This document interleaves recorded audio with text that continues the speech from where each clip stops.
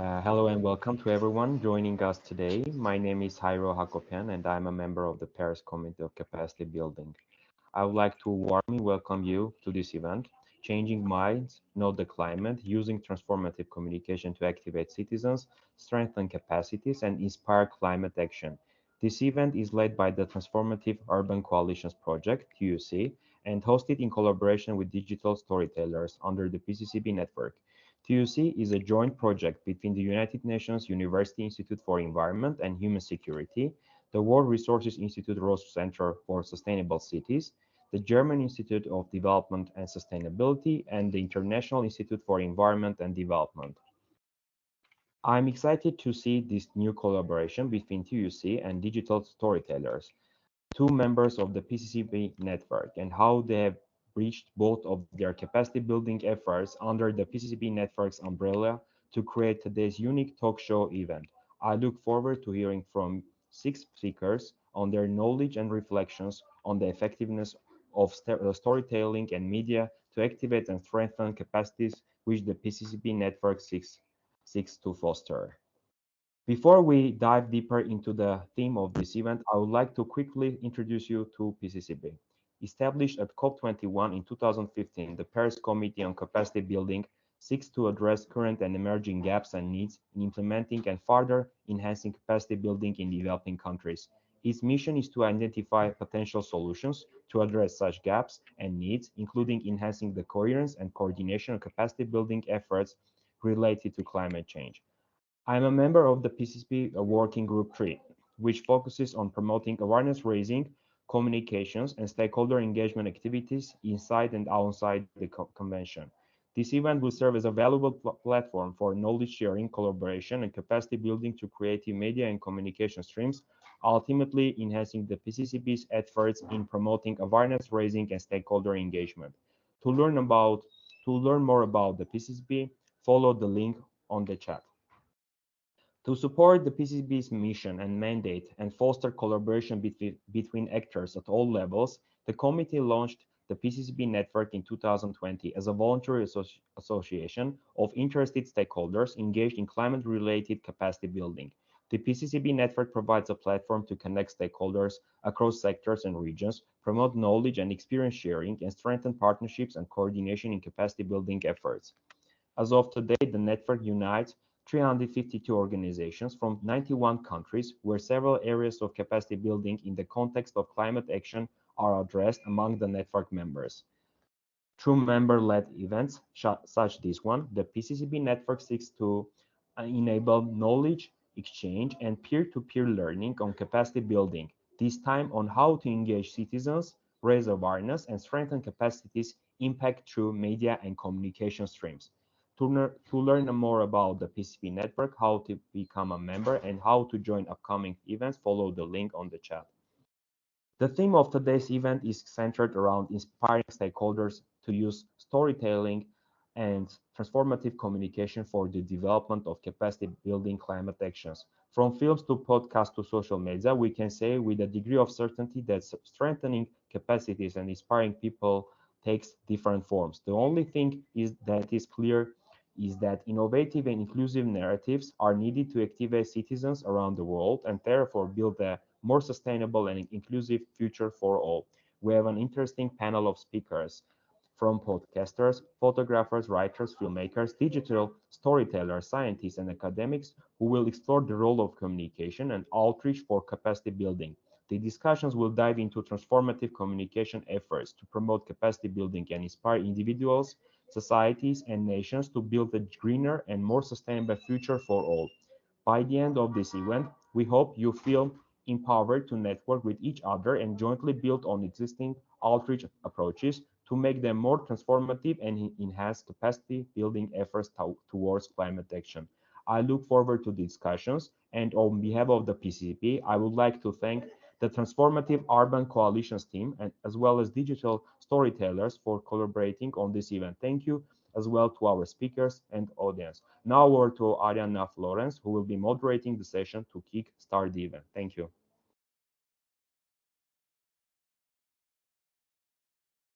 Thank you so much, Jairo. Very nice to meet you all. So we can just let this party started. So first of all, welcome all of you to this communication capacity building event. All of you communication and capacity building enthusiasts, we're very excited to have you all here to join us in this amazing discussion. We have really great panelists. We're trying for this not to be a panel itself. We want it to be as dynamic as possible and to make you guys ask us any question. We will try to engage you in a Q&A afterwards, but if you have any questions, just drop it in and we will be in touch with you. So changing minds, not the climate. That's what we want to do. And how can we use transformative communication to do exactly that and to communicate, to activate citizens, to empower them, to strengthen capacities, and to inspire climate action? So my name is Ariana Flores. I'm a communication analyst at the United Nations University Institute of Environment and Human Security. Very long name, but you can call us UNUEHS. And well, I'm happy to host you today and to introduce you to our amazing panelists.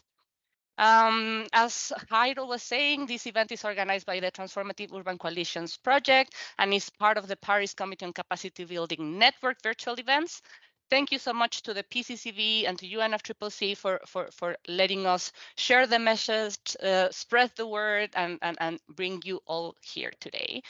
So Jairo also gave us a small explanation about what's the Transformative Urban Coalitions project, but just in a nutshell, we are several organizations working together. It's the UNUHS, the German Institute of Development and Sustainability, World Resources Institute, International Institute of Environment and Development, and with support of the International Climate Initiative from the Germany's Federal Ministry of Economic Affairs and Climate Action. And what we want to do is easy. Find joint solutions to become more green, inclusive, and sustainable. Sounds easy, but it's not. So I have, I'm very happy to hear we have two of the members from this coalition who will be explaining you more about that. So I will stop talking about it and let's just start. First, I would like to introduce you to one of my personal favorite podcast hosts. I listened to his podcast for already a long time, and I am a huge fan of him. His name is Deacon von Big Stone. He took an undergraduate degree in digital media before embarking on a career in marketing and communications. A decade later, he retained to be of service of the climate movement, first taking a master's in interdisciplinary studies in social, environmental, and economical sustainability in Barcelona, and another master's in development, environment, and cultural change, so he's very knowledgeable. And he currently works in communications within the circular economy, mentors startups in the ocean and climate space, and hosts this podcast that I listen pretty often. So, and maybe later Deacon can share the link so that all of you listen to it. And for him, I have two small questions, not that small. Why did you decide to produce this podcast? And because this podcast, he interviews very interesting people. And I want to know, like, from all these amazing interviews that he's done, he could highlight one or two examples of how transformative communication activates citizens, strengthens capacities, and inspire climate action. So up to you, Deacon. Thanks for the lovely intro, and thanks for having me. So the first question, why did I do this? Well, it's got a couple of answers, I suppose. The first one has to do with my surprise at the lack of access to the knowledge around this topic. So as you mentioned, my background is in digital media. I have worked in digital marketing and communication for more than a decade. And in that world, when you need to solve a problem or you want to learn something new, then you look it up. You go on YouTube and watch a tutorial, or you go to a forum and you find where someone else has had a similar issue before and you follow the steps that they took in order to solve it, or you go and access one of the many kind of free access learning platforms that exist, or you listen to a podcast, you know, if you want to dive deep into a subject. And so this whole ecosystem of information and sharing exists in order to help upskill people and to help drive their inspiration and develop their practice. So when I then went back to continue my studies in and around sustainability and climate change, I was quite shocked at how access to knowledge worked very, very differently. So in this world, knowledge is in big, expensive books, or it's behind a paywall. And even if you do manage to get your hands on it, it's probably written or presented in a fairly inaccessible way anyway. So that was my first kind of big driving force here to start something, was to make knowledge accessible. The second kind of impetus to getting this whole ball rolling had to do with the kind of knowledge that was being championed. And that, you mentioned that I studied interdisciplinary studies in Barcelona, and that's true. And that's all through my continued studies. You know, interdisciplinarity was a word that was shoved down our throats. So this idea of taking the magic of many disciplines and combining it together to make something greater than the sum of its parts. But in reality, that actually only meant other disciplines within science. It didn't mean anything beyond that. And I was a little surprised by that. And the more that I dug into not just climate research itself, but actually research on communicating climate change, it became clear that we weren't doing very well at communicating this stuff, and that this field had developed about communicating climate change that was flagging the same issues that I had been finding all along. And actually the solutions that that field was then presenting to academia in order to better engage audiences was kind of all the same solutions that I knew from my marketing resources. You know, they were all ending up in the same place, which is a lot of information about just how to do communication well generally. And so I thought, wow, what a missed opportunity. If we had just put these worlds together in the first place and not kind of kept them apart, maybe we could have fast forwarded a little bit here. So that was the second thing, you know, the type of knowledge that was being championed. I wanted to create a platform where I looked beyond just science circles into, you know, journalism, the arts. I've just recorded a show with an 11-year-old. Like, I'm looking everywhere for interesting perspectives on how to communicate better with different parts of society. And the third and final reason was because I knew how to do it. So I had worked in music and radio in the past. I'd hosted radio shows in the past. I enjoy the format. I listen to a lot of podcasts myself, and when I was looking around for something to listen to on this topic, I didn't find anything. So there was then a niche, I suppose. So I thought, well, what the heck, I'll give it a go. I have a lot of fun doing it. I find it incredibly inspiring to talk to all these people. And yeah, there we are.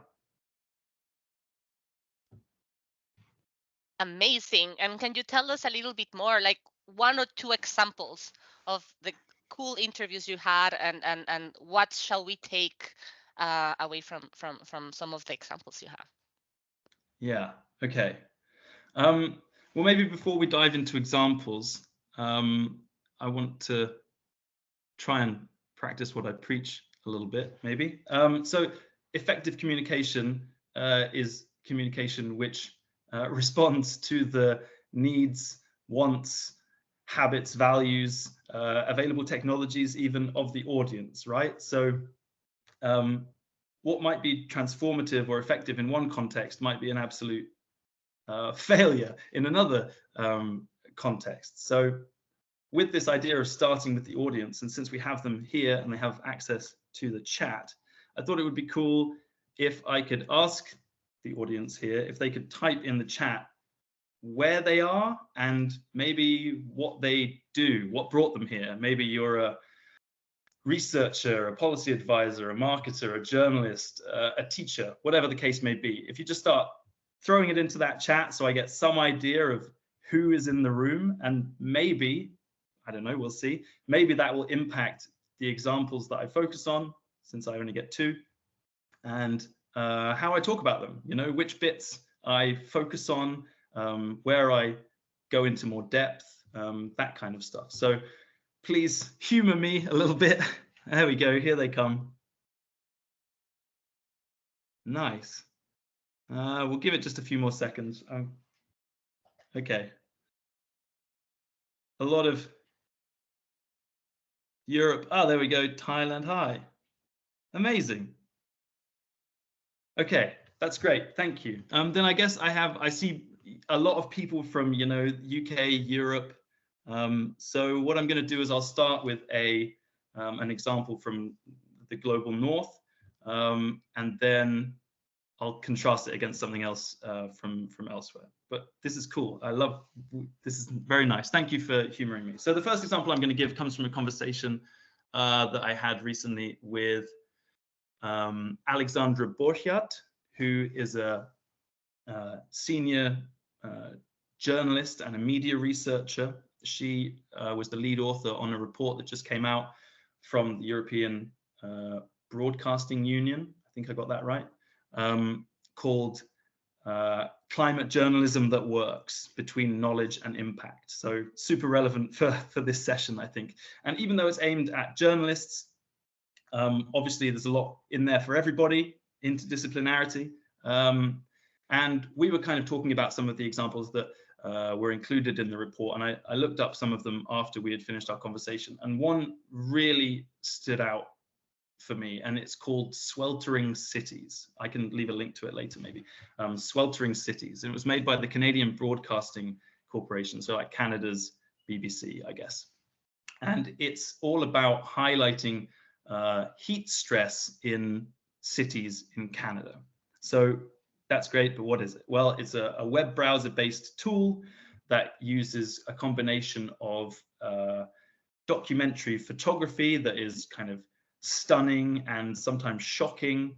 It uses this long scroll browser-based storytelling. So you're just scrolling through the page and all these different elements are appearing and disappearing as you go. It's a really beautiful way of taking people through this journey of learning and getting engaged.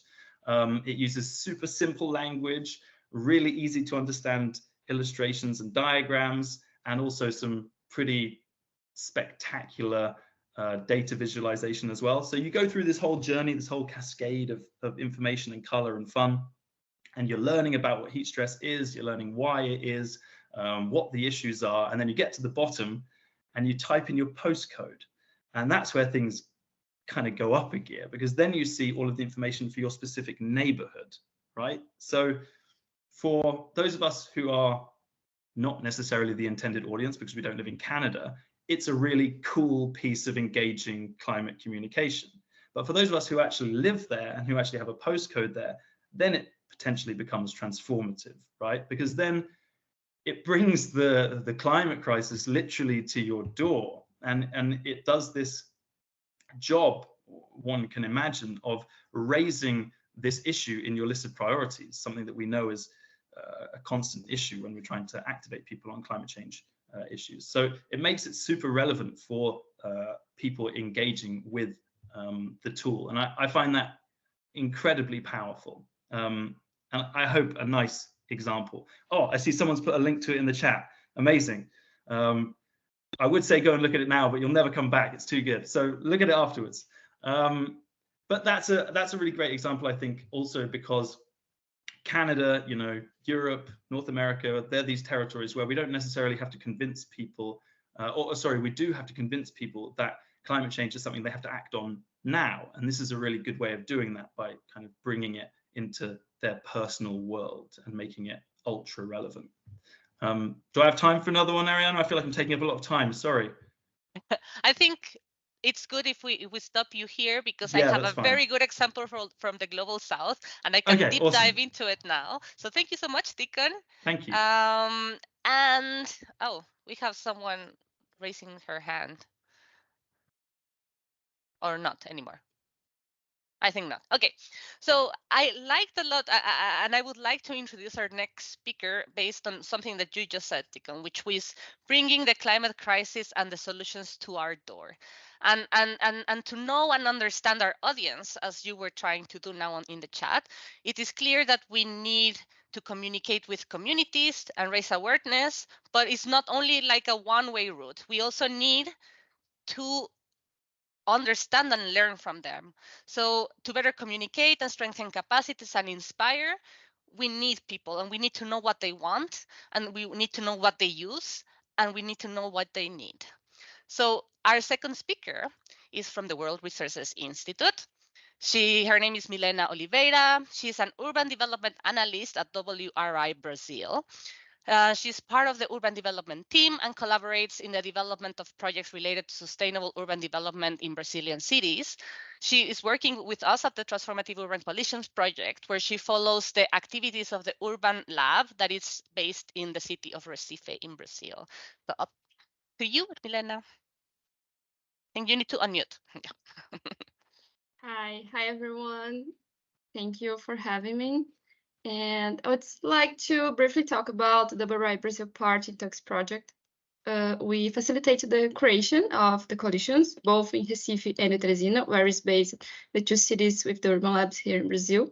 And we are supporting them to establish a governance model where the coalition has autonomy and is the protagonist of the decision-making of what happens in the territory.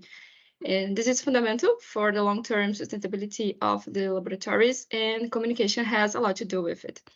So, share about the experience here in Brazil. In general, we have all over the country different tools of communication that escape the traditional.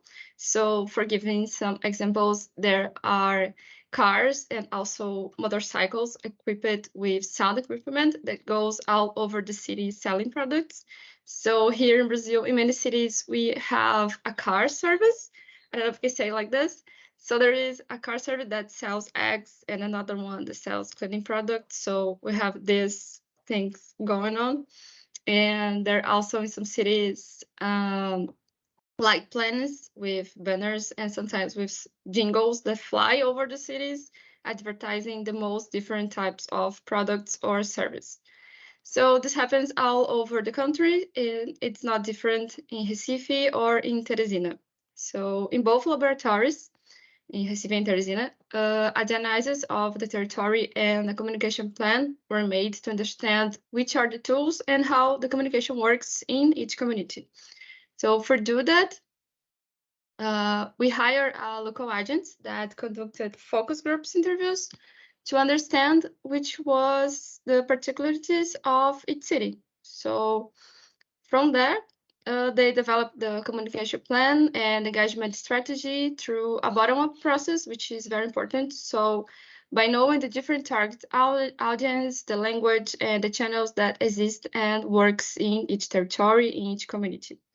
So it was in this process of getting to know the community that we discovered here in Recife, the Anuncicleta, which is Mr. Israel's business in Recife. So Anuncicleta is a bicycle equipped with a sound box, and Mr. Israel pedals through the territory promoting products and service of the local commerce. So when we heard about it, we saw that was an opportunity to use this communication, dissemination, and engagement tool, along with WhatsApp, which is one of the most used app here in Brazil. So we brought a video to show you Mr. Israel in action on the Anuncicleta in Recife, in the community where the Urban Lab is based. So Rihanna, will we play the video?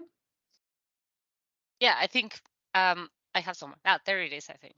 Yes, that's it. Oh, I think there is no sound.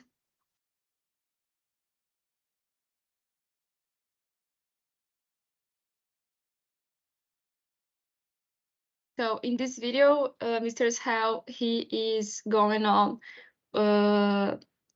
advertising the some action that Urban Labs in Recife was going to make in the next week.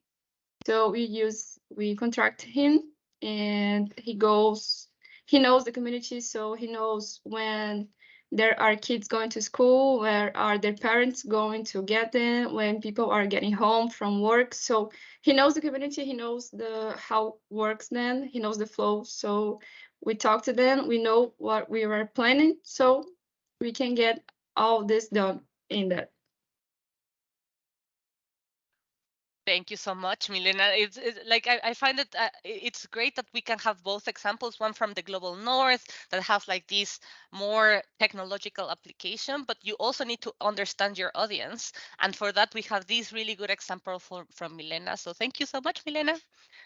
Okay, so now that we are talking more about different ways to communicate, I would like to introduce you to a third speaker, which is my colleague, Andrea Ramirez. Andrea is leading the capacity building and knowledge sharing component of the Transformative Urban Coalitions project. She holds a PhD in urban sustainability with a background in architecture and urbanism. Her experience in academia and public service in Colombia has motivated her interest to look for strategic and facilitate urban change for a more sustainable future. So for her, based on the work that we do for the TUC project, the Transformative Urban Coalitions, why and how do you think communication and capacity building are linked? Because at the end, we're here at the PCCB network, so we need to have this link. And if you could give us an example on how are you involving communities to co-create these capacity building tools and raise awareness at the same time. Thank you very much, Oriana. Thank you, everybody who is sharing the panel today. It has been very interesting hearing to Deacon and Milena, because even if they both share different stories, we can relate from the two projects. So it's very interesting for me to share that the two project, the Transformative Urban Coalitions, is not just a research project, but it's a research and action involving the local actors, as Milena was mentioning, in Teresina and Recife in Brazil, but also working in Buenos Aires in Argentina, and in León and Naucalpan in Mexico. And through these actions, what we are aiming for are coalitions built by diversity, or which are founded by the diversity of the actors that are part of these coalitions. And here comes the link precisely of communication and capacity building, because you cannot have a coalition without exchange. And how can you exchange? The basic thing that you need, as Vika was saying, well, you need to know who is your audience, and you need to know what are their actions that they take, the habits they share, or the values they are aiming for. And in that sense, what we are trying to frame our action with Transformative Urban Coalitions is that climate and social justice goes together, and that we are all part of this conversation. So when we want to refer to examples of the actions that we're doing, well, based on research, we are identifying what are the mindsets behind the people that are participating in these coalitions. We are also creating tools for this purpose, and some of them with the community directly, but also we are thinking of this capacity development offer based on the specific needs of our groups working on the ground, but also on this goal of framing climate action as something possible, where climate mitigation is the daily interest in our neighborhoods. So it is very interesting to see, as an example, how we could use photography or training in photography to just have different narratives, to have different people telling the story of what actions are taken on the ground and how the communities learn.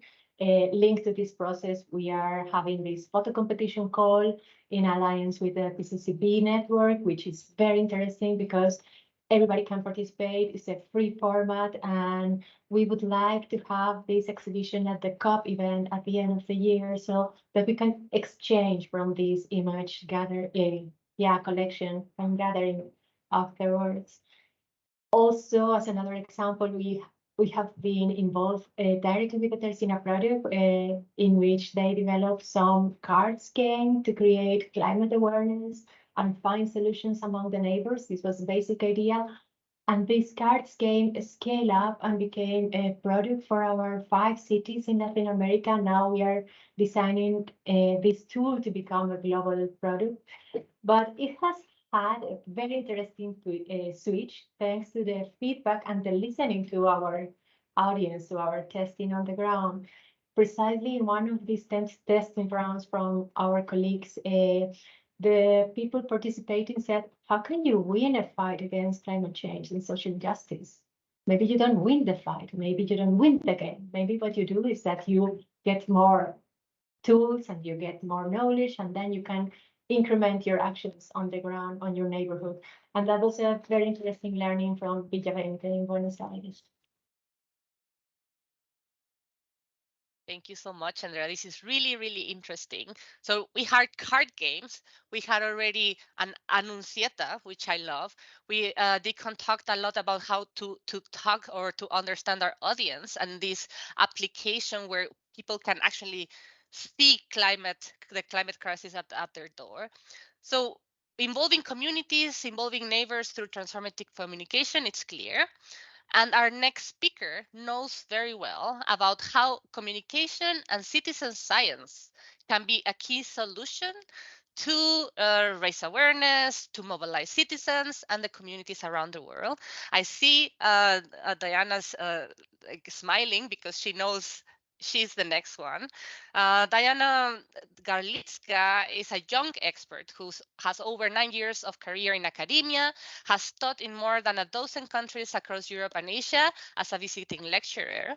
And throughout her career, he has used every opportunity to enhance her knowledge in the field of environmental economics, develop her skills in teaching, project management, proposal writing, research, creative writing, and storytelling.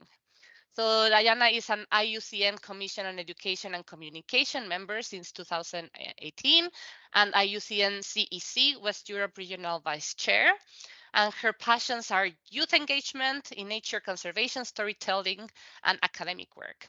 So based on her passion, I want to ask her, so to create inclusive and innovative narratives, we need not only to understand, but to collaborate also with the local communities, with youth, of course. So how can we better do that? And why is it important to translate whatever we do also to a global audience? Thank you so much, Ariana. Greetings, everyone. Indeed, a big task of reversing the negative trends, preventing the climate change, ensuring the biodiversity cannot be done by one player, by one stakeholder group. And it really requires the engagement of all stakeholders and all the players of the sustainable development. And, when you talk about youth engagement specifically, youth as a concept, let's say, is very fluid, right? You're talking about children, you're talking about teenagers, you're talking about students, you're talking about young professionals in their early 30s. And these are all very different kind of people with different perspectives, different needs, even different generations, if you wish, millennials, Gen Zers, other upcoming generations. And this is a different, not only perspective, but also local context that influences the focus of area of all these very different people. And different is beautiful, different in a sense of diversity, right? But this diversity doesn't make this group of stakeholders homogeneous. They, having these different perspectives, require then a very different approach and awareness about all the specifics, yeah, of the different microgroups, if you wish, within the big stakeholder group, children and youth. And so having them engaged means to keep all these things in mind. Meaningful youth engagement to not only create the space, but really enable young people to contribute actively is the right way forward. And that means also some capacity building and leadership development to ensure that young people who step into the process are actually fully ready and enabled to be meaningfully contributing within those spaces provided. And your other question was, how do we actually do it? And as a big believer in applied storytelling and citizen science, I find it very important to sort of bring the two worlds together, as in, the world of academia that may sometimes from the outside seem, a very closed ivory tower kind of setting where only people with PhDs can approach all these scientific advances and decode them and to be aware of them and be part of the, research activities and R&D. But in fact, science is everyone's business, and it has to be approachable and understandable. And there are many projects and beautiful examples, including ones we heard today earlier, of what is done to make science understandable and closer to everyone. And I mean people of different ages and different demographics, different social groups, and citizen science projects, and really maybe even applied science, pop science, are good ways to introduce people of different walks of life, different backgrounds to scientific advances and the beautiful world of science. Thank you so much. And I think this is like a great starting point for my next speaker. Like I think we're going really quick, and there will be a lot of time for us to engage with all of you again. So don't leave, because we have to keep on talking. So storytelling, and you talked a lot about how science is everyone's business and how to tell a story. And if we want to tell a story, we need to understand this storytelling part. So why storytelling, and how can this inspire people and strengthen capacities? So this question will be answered by our next speaker, who's Pete Dawson. Pete is a co-creative at Digital Storytellers, a purpose-driven storytelling agency that tells stories for a better world. At Digital Storytellers, they know that the stories are only as powerful as the impact they create. So simple yet impactful approach to storytelling helps organizations to create meaningful change. So Pete, I let you answer the question for everyone who's now very interested in storytelling, first to Diana. Thank you very much. And lovely to see you all, and to be seeing some stories already coming through in the chat. And I'm getting a sense of who's here in the room with us. And that speaks to the power of storytelling. From sharing these little insights, these little pieces about our world, we get to learn about each other right around the world in this moment. And that, for me, is just opening this whole frame of what makes storytelling so important and such a magical experience for us as humans. And I guess I'll just start with my own climate story. Begins with me as a little child a while ago now. And I grew up in a very beautiful place here in Australia. It's a patch of paradise, and I grew up with the Pacific Ocean as a view as a little boy from the window. And even when as a little child, I saw a pollution band from the north starting to reach a pollution band from the south. And as I grew up, those pollution bands got closer and closer, and eventually there was this, I could see a smog. Even in Australia, we have this layer of pollution now right across the ocean. And even as a child, I realized there was a problem, that there's something was wrong. And that began my journey into learning about climate, learning about more about the environment and nature and our connection with it, and the way that everything that we do has an implication or an action, has an impact on the world. So, and as I learned more about what we can do, how we engage with each other, that's when I learned more about the power of story. And the storytelling is the most ancient craft that we have to make sense of the world. It's the first craft of humanity. And it's all about how we make sense of the world, how we make meaning of all the sorts of things that happen, not just outside, but also inside. We have our own stories happening all the time, running around in our heads. And I think one of the most beautiful things about storytelling is opening the circuit. So we have these lots of little stories running in our head, and when we start sharing our story or telling our stories, they come out into the world. We surface them, we share them, and then they come back to us.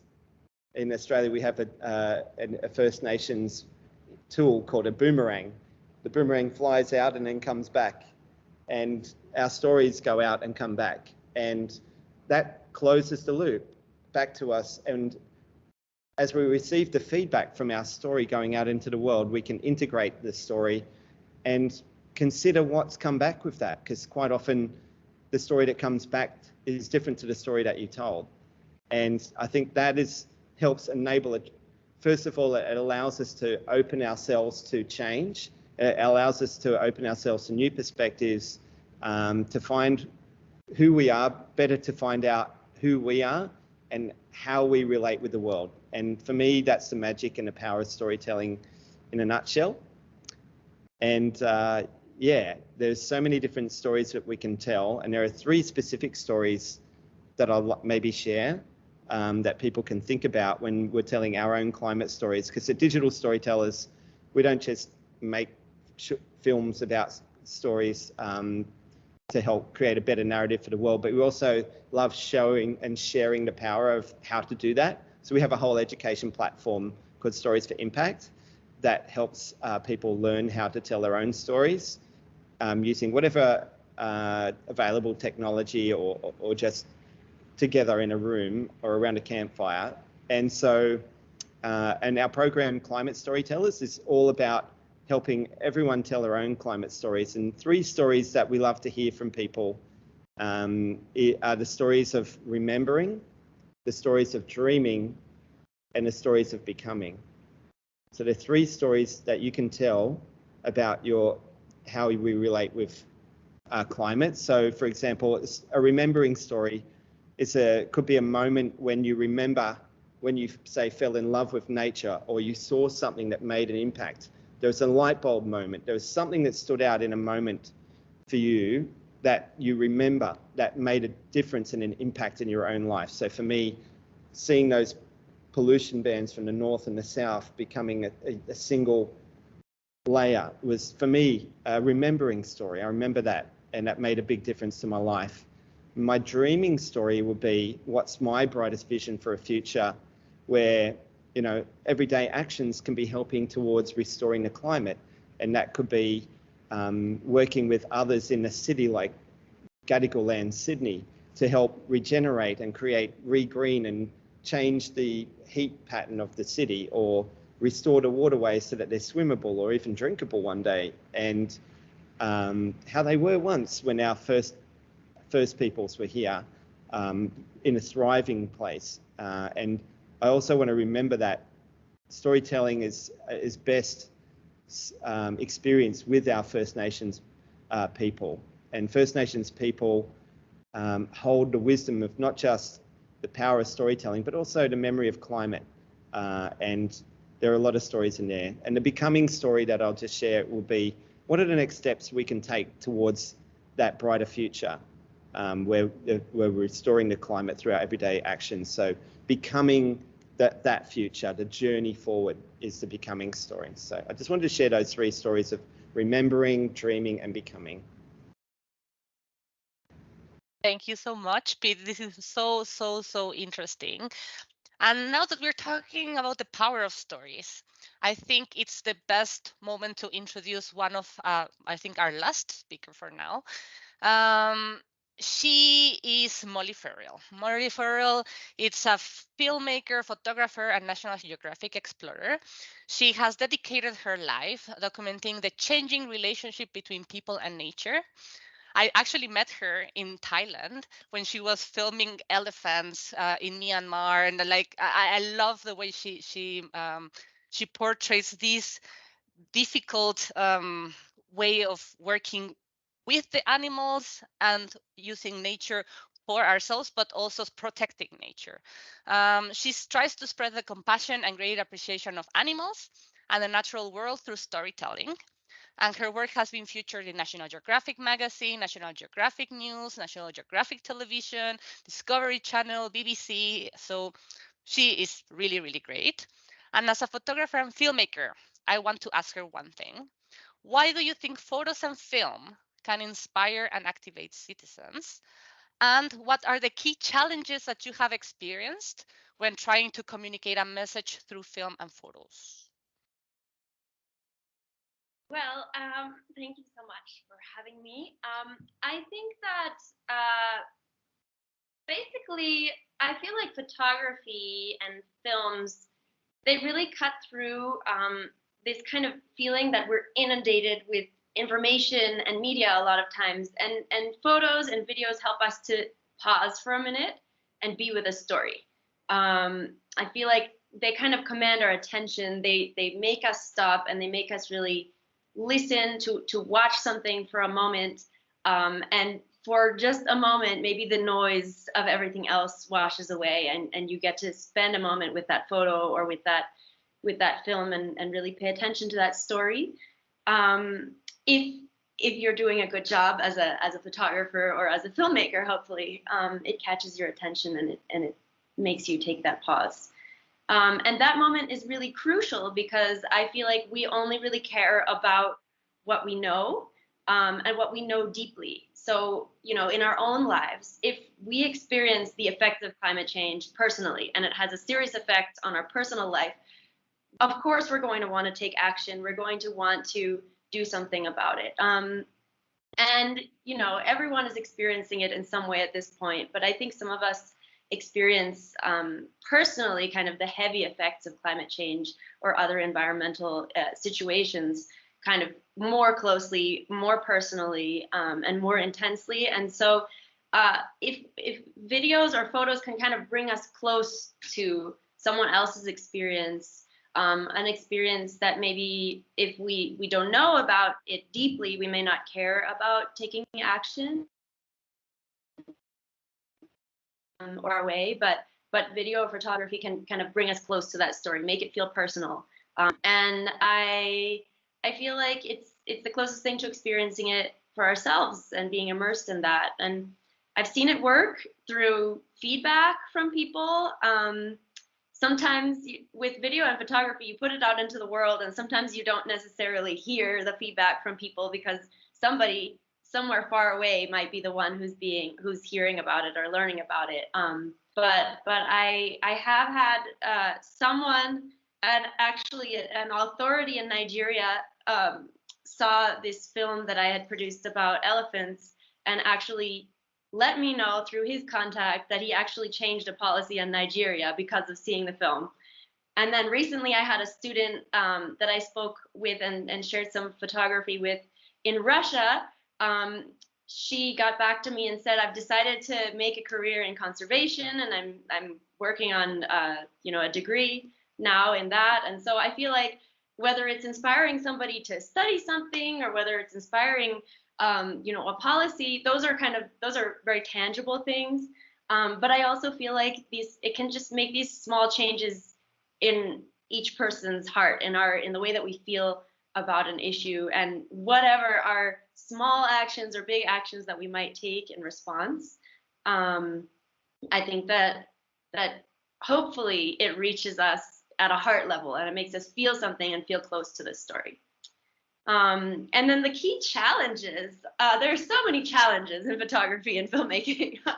I would say that a lot of people assume that because I do environmental and wildlife stories mainly, people think the challenges in the field immediately is what comes to their mind. So there's the elements, there's the terrain you have to cross to get to a wildlife story, or there's finding the wildlife, or there's the heavy gear, and all of that. Those are challenges for sure, and they're very tangible when you're out in the field. But there's also what I think the most important challenge is after you get back from the field, and how well, and maybe before you go to the field, thinking about your strategy in telling this story in the most truthful way possible and telling the full truth.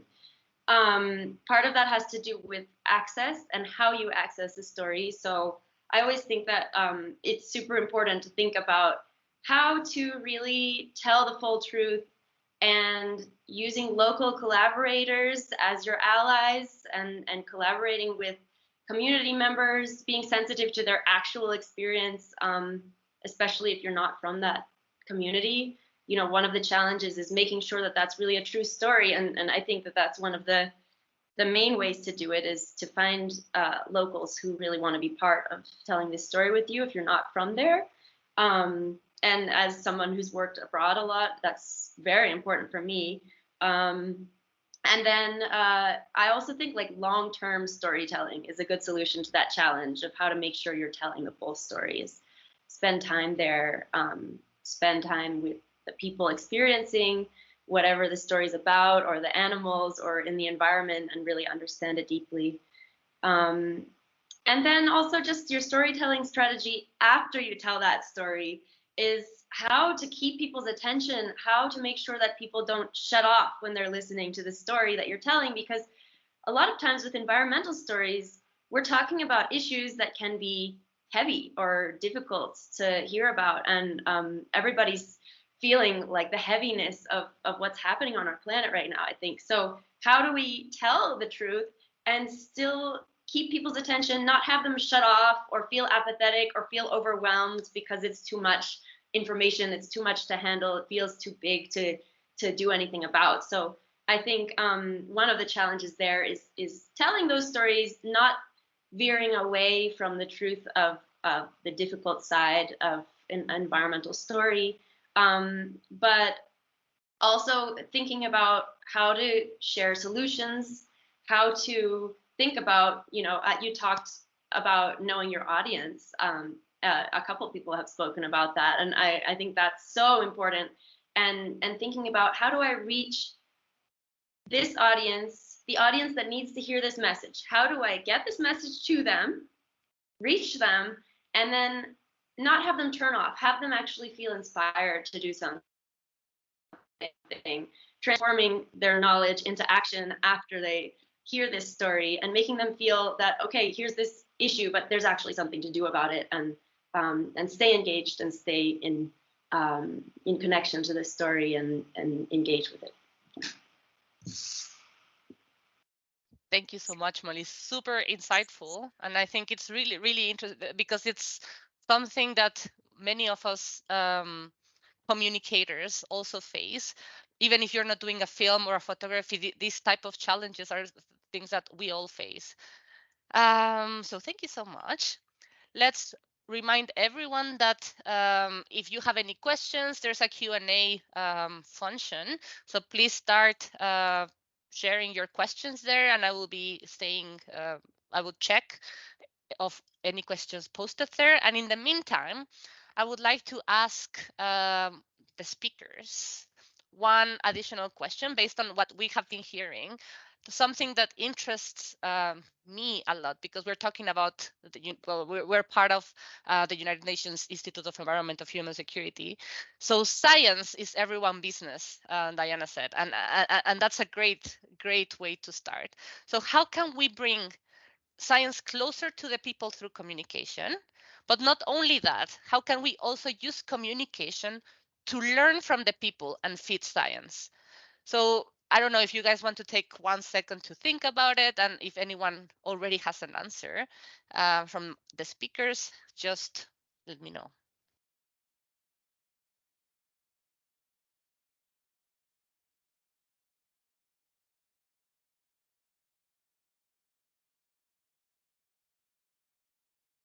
Okay, gave that second. So let's start with who wants to start? Someone. I saw Pete already had a face. So Pete's face will allow you. What do you think, Pete? How can we bring science closer to the people through communication?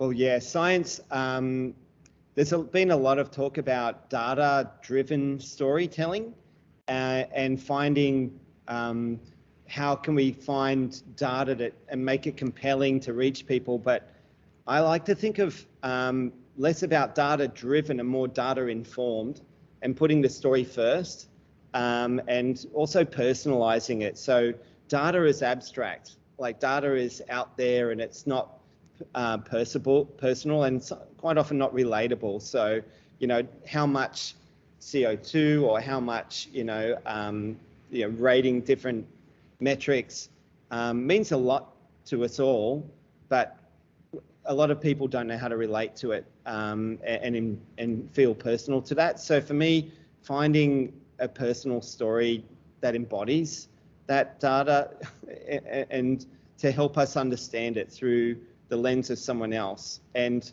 someone that we can relate with as well, because quite often we'll find someone that we think of as an expert and go to the mountain to receive wisdom or knowledge, when really it's quite often better found across the table or over a fence or something. So yeah, I just like to think about how can we personalize science so that it becomes relatable to everyone, and speaking to the heart, touching the heart, is the fastest way to change the mind. Thank you, Pete. I think Deacon, I saw his hand raised, so maybe Deacon will go next. Yeah, I mean, Pete just knocked it out of the park. But I want to echo that this idea of not only making science kind of meaningful in people's personal lives, but also just breaking through all of that jargon. I think I can paraphrase one of my previous guests, Umbong, who is head of communications at Greenpeace Africa, who said, if you go and talk to farmers in rural Kenya about climate change, you'll sound out of touch. They're like, that doesn't, like, what is 1.5 degrees? I don't know. But if you talk about it in terms of like, well, there used to be this many seasons and now there's this many seasons, you're instantly putting it within their world of knowledge, and then it starts to make sense.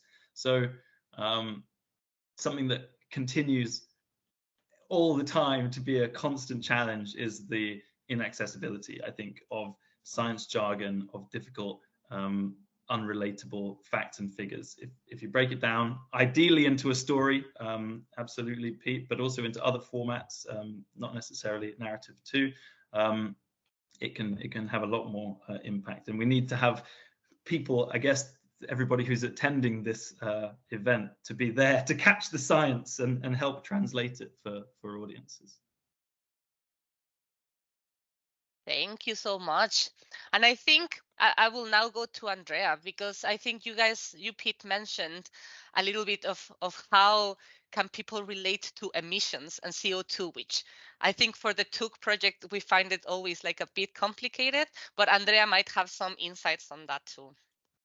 Yeah, I fully agree with Pete, and it's just a matter of involving emotion in this conversation, but also I will say it's about knowledge exchange, because we are considering science the only knowledge source, and this is out of reality on the ground. The people on the ground, they know what are their priorities. Maybe they frame it differently. Maybe they, as you said, they don't call it climate change, but they are very aware of the climate effects in their lives. So what I will say is to have better skills, not only to become better communicators, but also better listeners, better interpreters, and all this information that at the end is evidence can support better decisions, not only for our communities, but also for political leadership. And this is what in the TUC project we are aiming for, working with the people on the ground, translating this to research theses, and also create public policy recommendations to scale up this approach in which the people can have this leadership. And for this leadership in climate action and social justice, they need communication skills.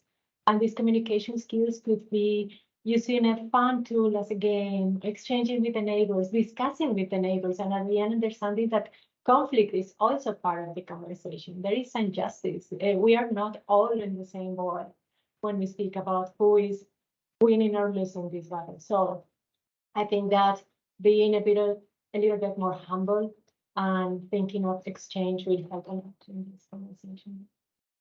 Thank you so much, Andrea. That's really, really great. And I think maybe here Milena can talk a little bit more about how they at WRI Brazil are learning also from the people, and how they are applying that knowledge into creating communication products that actually work and that actually people will listen to them. Yes, I think that is everything that has been said here, mostly by Andrea. We need to listen to them because they have their issues, they have the challenge, and we know what are they being affected about, because we know technical notes, but we need to talk their language. We need to translate them, and they need to then to know how this affects them every day, how this will affect them in the future. So when we are in the cities, we need to talk to them about, oh, how do you feel the weather these days? How are your family going through these hot days that we have? So that's it. We need to talk to them and understand the language and translate it for them and listen from them the most. Thanks. And now I think I'll go with Diana, because she was the one who talked about bringing science closer to the people. So maybe I'll give her a little bit of a spot here to discuss it a bit further. Thank you. Indeed, it's very difficult to add something when you agree to all the speakers who spoke before you. And it's very true that making science understandable requires to speak the same language without technicalities in an understandable manner. Indeed, being humble in terms of understanding that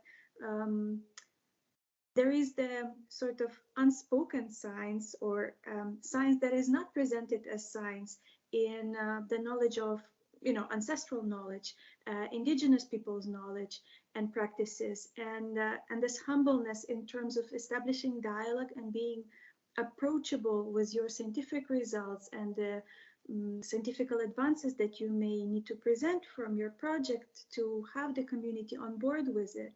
Let's say we're talking about some complicated topics sometimes, like carbon capture. In the first place, what is carbon? Why carbon emissions are so harmful for the environment? And then you capture them. Like, how do you explain all these things? And that, in fact, communities' approval, consent, support of particular projects is in the interest of the community itself, and so on. All these things are very much about the dialogue and not one-way communication. And in fact, I already mentioned the citizen science, but also, arts. And it's true, photography, radio programs, storytelling in movies and other forms of arts. It's an incredibly powerful tool to impact wide audiences with various backgrounds, and maybe the well-known tools that we often use can be applied in this communication of science. Thank you so much. And I think I would like to know, like, before getting to some of the questions that people have been posting on the Q&A, I would just like to give the floor to Molly, because Molly, how do you bring science to your movies and to your films and to your how do you fit science there? Well, I think it's along the lines of what everyone has said. I think making these the personal effects of science on people, on environments, like visually, it's also sometimes an easy way for people to understand something. I think that first of all, when you see someone who's been affected by some sort of climate emergency or situation, and I feel like in a video or in a photo you can really feel the impact on someone, and it can really allow that person to tell their own story. But I also think that visually we have this amazing ability to show the change through time, and in kind of a quick kind of snapshot of a before and after. And with climate change, that's really helpful because you can see, you know, an environment, how it was before and how it is now, or a species, how it was living before and what's happening now. And so I would just say that visually storytelling with images or with film, it has that power to allow people to understand the change with the passage of time that can be very visual and very understandable that way. And so that's one way that I think I like to try to help people understand the science through visuals. Thank you so much, Molly. So let's go now to the questions. So Aida Kalilova is asking, how do we move from awareness to action? Good question. Any of you would like to respond, my speakers?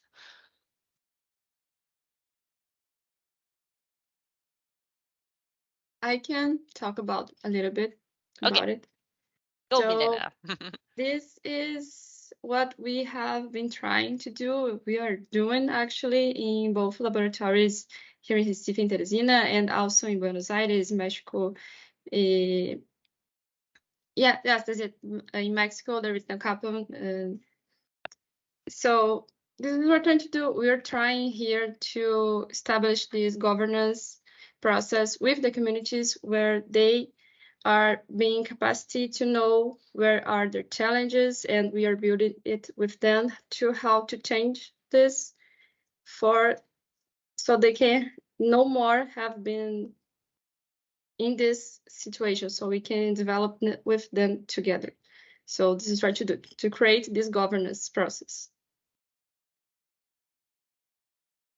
Thank you, Milena. I think the governance process is very, very important. To create the actual change, there has to be something more tangible there. I don't know if anyone wants to complement that question. Andrea. And then Deacon. Thanks. Yeah, just to close, to wrap up our talk approach. Well, complementing that action with capacity development, precisely when we speak about these interests of being better communicators, we need hands-on skills. We need to train, we need to have an offer of trainings. Maybe knowledge is a big word sometimes on the ground, but just basic trainings, how you can use a camera, how can you can make a good picture and show your story, your learning, your challenge, the struggle that your community has, and that can motivate climate action. Our approach in this sense is to understand that communication is not only the audience or the intention or the message behind it, but how you exchange in a very different manners. And I will highlight this component of fun and everyday activities. It's the only way that you create a new habit. You become storyteller, by telling many times the story, and that requires practice. So I will say that you support to be able to practice, fail, experiment, and do things that are out of your everyday habits. Perfect. And that goes perfectly related to the PCCB network and the work that the capacity building team in the Paris Committee of Capacity Building is doing. So just putting it out there. And now maybe Deacon, you can complement afterwards. Sure, thanks. I think one of the things that comes up time and time again, at least in the conversations that I have on this, is the need to make things easy. And though we might think that we've made it easy because we've told everybody, at least in Europe, oh, we've got to cut emissions. What does that mean? What does that mean for me? How do I do that? You need to give people the exact instructions of what to do, whether that means, and that means going beyond even saying like, eat less meat. No, cook me a meal, show me a brilliant vegetarian recipe that I can get invested in, enjoy, kind of like Andrea was saying, have a different experience with. You have to go that extra step and lead people to new behaviors. Because that whole barrier lowering thing, I just saw a report that came out from UCL, I think their climate unit, that said, we've got enough awareness. We don't need any more of that. What we need is to convince people to do something about it. And lowering barriers and building incentives is a really great way to do that. Thank you, Deacon. I think that's exactly what I was thinking. So we have one more question. I think that's a complicated one. So what would be the role of artificial intelligence in science communication for the coming years? How we could embrace this technology without losing that human touch and that storytelling, given the capacity of artificial intelligence to produce unlimited volumes of narratives, perhaps at the cost of losing the intimate connection between people? That's a very good question. Armen Assyrian, I think. So anyone would like to comment on this? Kit, and then Deacon. Thank you. Great question, and it's such a big topic. Artificial intelligence, we spend a lot of time on, and there's a lot of big conversations coming down the pipe about artificial intelligence. Yeah, but specifically with this question, Armen, I think artificial intelligence can very quickly generate a lot of useful information. And that can do those things of making it relatable. It also it does understand how to change complicated language into simple, and it can make it visual as well. And we'll see more and more of that as we see artificially generated stories actually become commonplace in our world.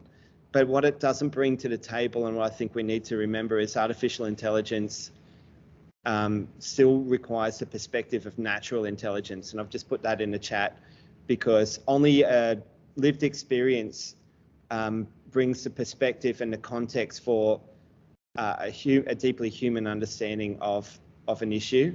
I think, at least for the moment, artificial intelligence gives us a fairly surface level narrative. And I think bringing natural intelligence into the conversation is also required. So perhaps the two together is what I would suggest at the moment. It's a very quickly changing field.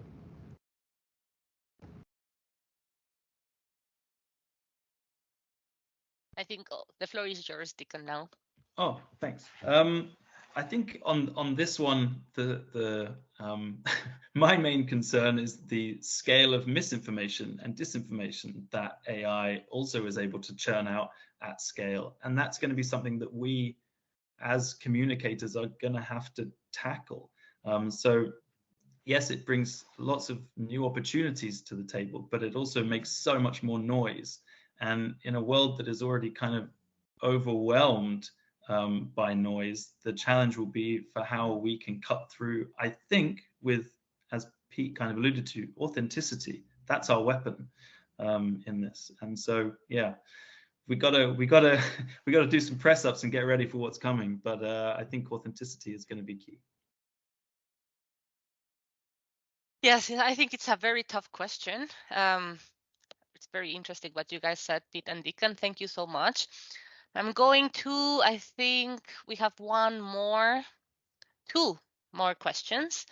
When using content formats such as photo and videos, what specific elements do you prioritize to effectively convert knowledge into actionable outcomes? So I think this is a question for Molly, and it's from Noor Ali.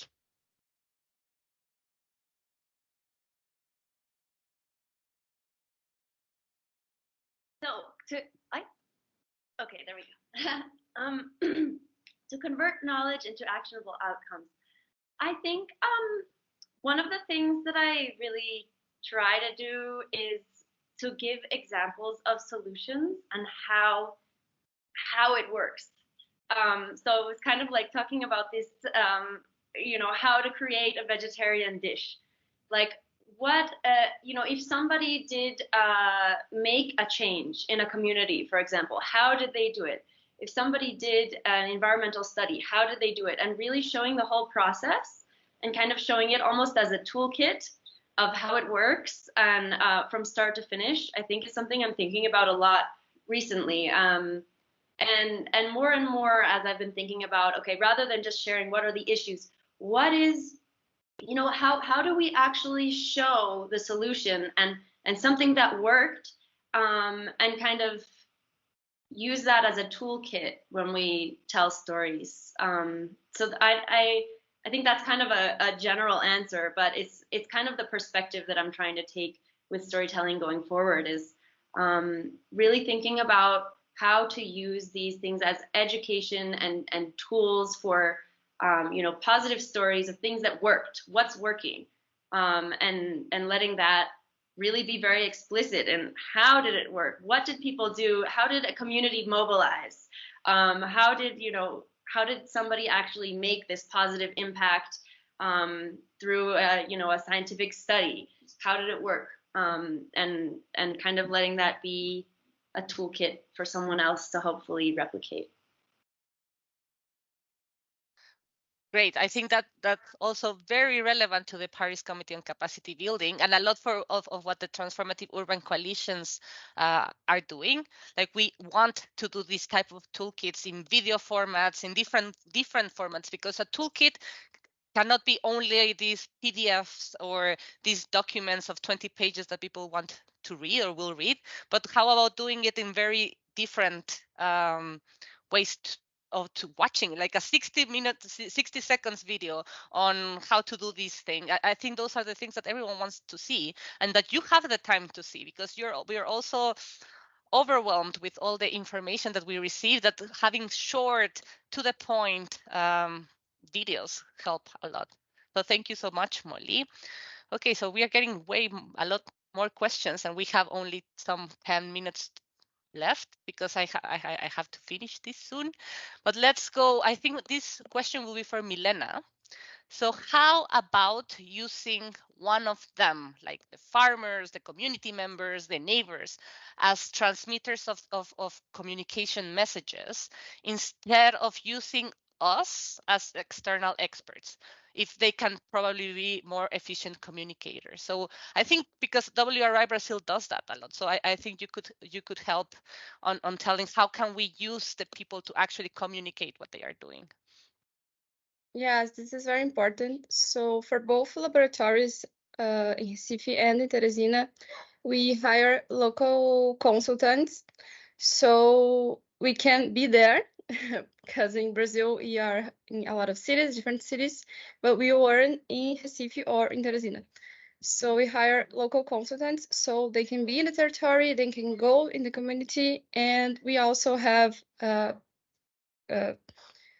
close connection to the leaderships in both communities. So yes, this is very important. We need to use them, because they can see themselves through these leaderships and through other members of the communities in this project. So otherwise it wasn't working, you know.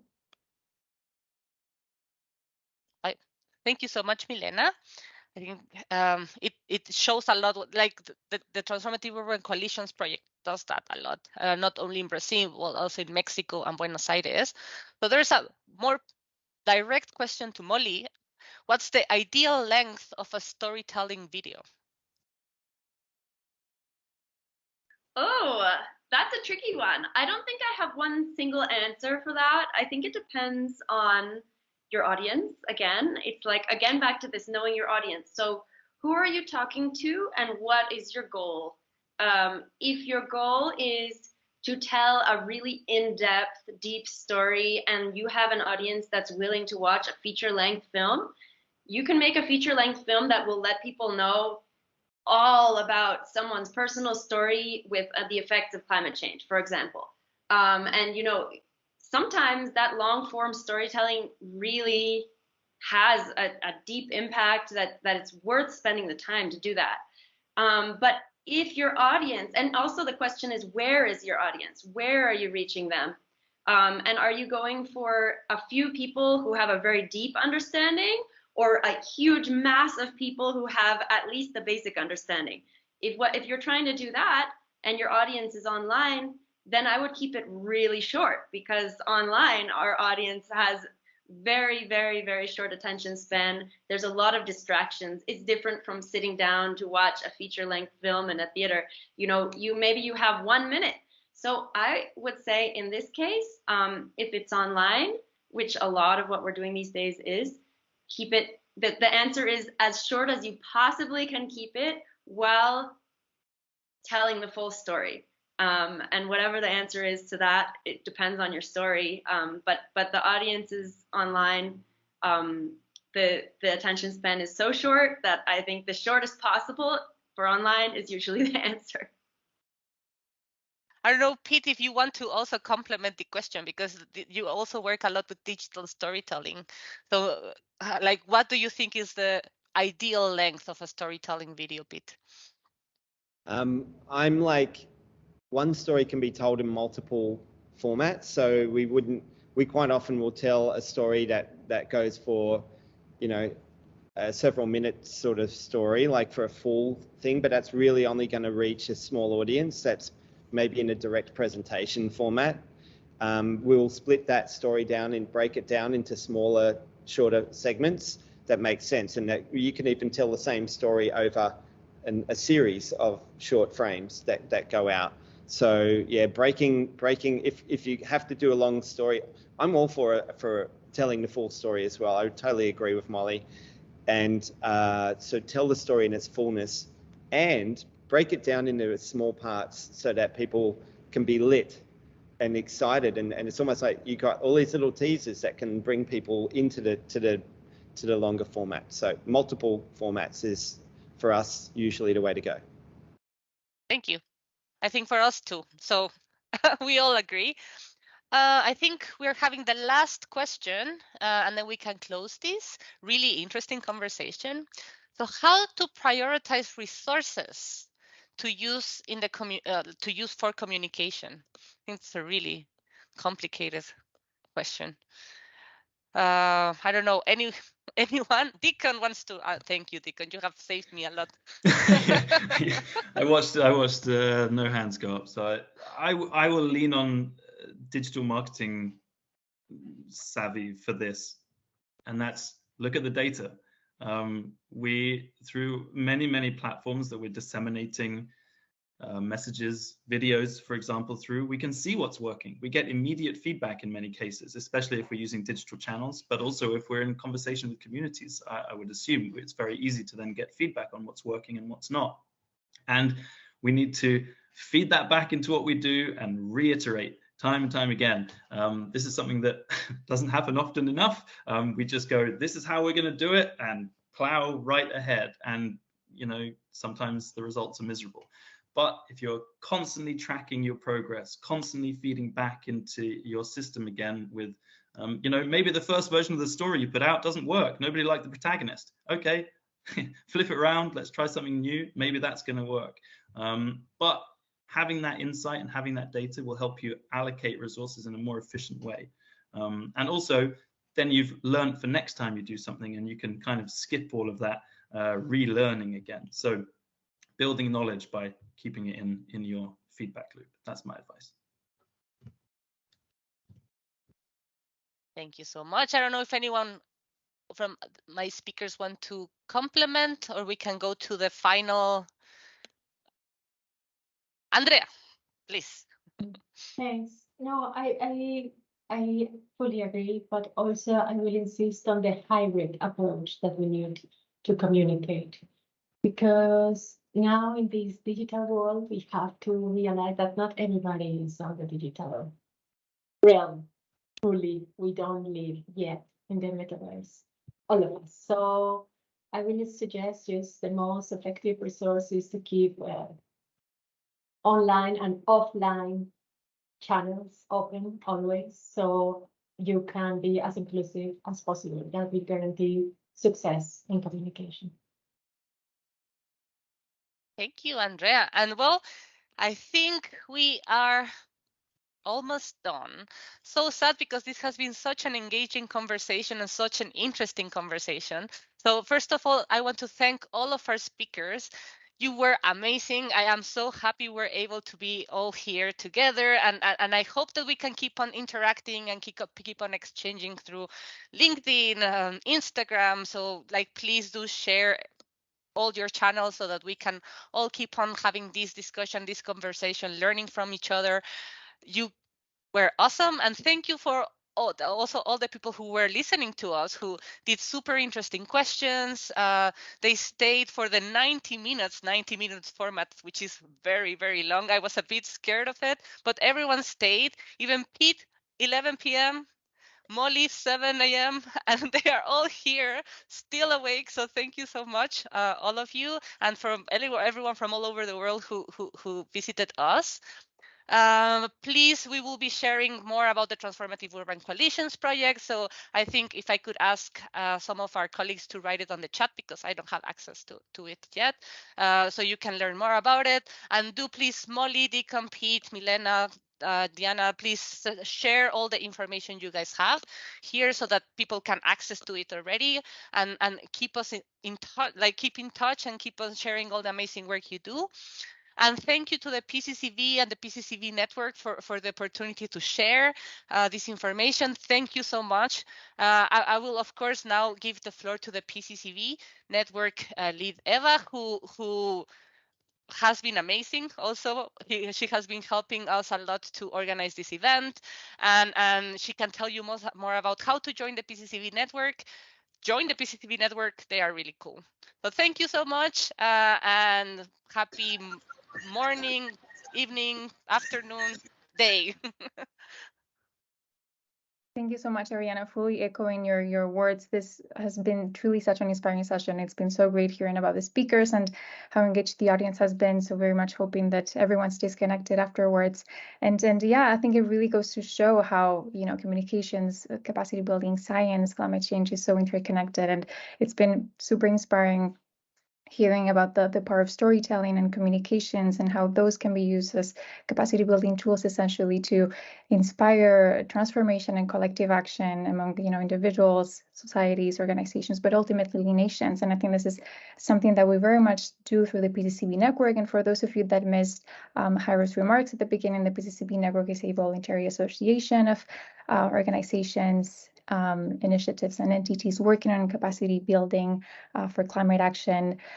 You know, we have two great members of the PCCB Network, Transformative Urban Coalitions and Digital Storytellers, that got together to deliver this event here today. So the network is all about, you know, creating these connections and collaborations to foster collective action. So if you're an entity or an organization and are interested in joining the network, I think my colleagues will be dropping the links in the chat. So please, you know, to check them out and fill out the registration form if you do want to join. Again, the recording of the session and outcomes article will be published on the event page, so do stay tuned for that. And I'm actually really pleased to announce that the Transformative Urban Coalitions team will also be delivering another session later in the year in September on knowledge sharing on climate action and social justice. So do stay tuned for that. And if you'd like to receive all these updates, make sure you join the UN Climate Change Capacity Building LinkedIn group. We'll also be sharing a post-event survey shortly after the event. So we'll very much be grateful for all your feedback and how we can improve the events. And again, all of the links that have been recorded and resources shared by the speakers throughout the session will be uploaded on the event page. So again, thank you very much for everyone for joining, the speakers, Ariana, Pete, the audience. We really appreciate your time and your engagement and look forward to seeing you soon. Have a great day.